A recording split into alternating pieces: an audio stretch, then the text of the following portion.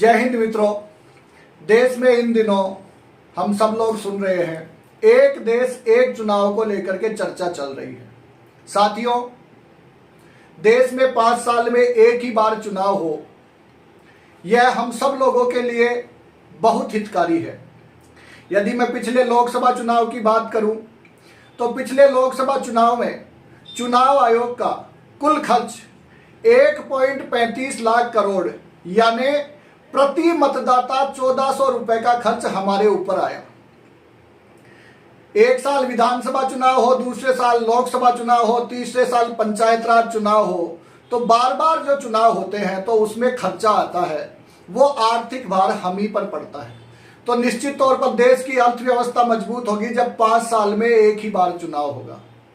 दूसरा यह लाभ है कि प्रतिवर्ष चुनाव होने से कुछ राजनीतिक पार्टियों के चुनिंदा लोगों का ही राजनीति में कब्जा रहता है। यदि मान लीजिए कोई लोकसभा चुनाव लड़ रहा है और वो चुनाव हार गया, तो फिर वो विधानसभा चुनाव लड़ता है या फिर पंचायत राज में जिला प्रमुख आदि कुछ बनने की वो सोच रखता है। 5 साल में जब एक ही बार चुनाव होगा तो सभी राजनीतिक पार्टियों में ज्यादा लोगों को अवसर मिलेगा राजनीति में आने का। प्रतिवर्ष चुनाव हो तो उतना ही राजनीतिक पार्टी और पॉलिटिकल लीडर्स को व्यापारी लोग चंदा देते हैं, तो यह चंदा भी 5 साल में एक ही बार देना पड़ेगा।